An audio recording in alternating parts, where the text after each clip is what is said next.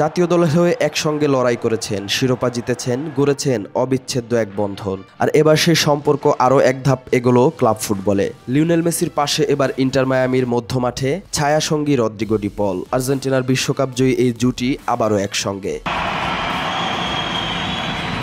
Atletico Madrid থেকে ধারে inter মায়ামিতে যোগ দিয়েছেন ৩১ বছর বয়সী এই মিডফিল্ডার। আপাতত বছরের বাকি সময়টা কাটাবেন মেজর লিগ সকারের এই ক্লাবে। তবে চুক্তিতে রাখা হয়েছে ৪ বছরের স্থায়ী চুক্তির সুযোগও। ডিপলের মুখেই শোনা গেল এই দলবদলের পেছনে সবচেয়ে বড় ভূমিকা পালন করেছেন স্বয়ং লিওনেল মেসি। ইএসপিএনকে দেয়া এক সাক্ষাৎকারে তিনি বলেন, জাতীয় দলে যা করেছি সেটি ক্লাব ফুটবলেও করতে চেয়েছিলাম। সবসময় স্বপ্ন ছিল লিওর পাশে খেলার, আজ সেই স্বপ্ন পূরণ হয়েছে।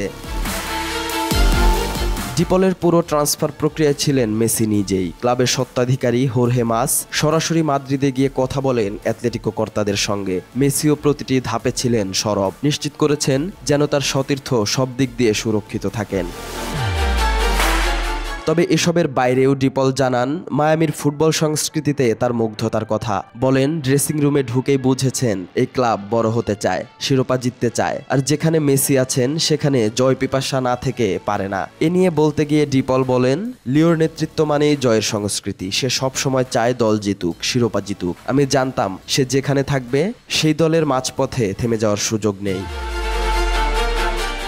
ইন্টার মায়ামি এখন শুধু মেজর লিগ সকারের এক দল নয়, ধীরে ধীরে হয়ে উঠছে দক্ষিণ আমেরিকান ফুটবলের আবেগের কেন্দ্রবিন্দু। সেখানে মেসির পাশে ডিপল যেন সেই রূপকথার দ্বিতীয় অধ্যায়।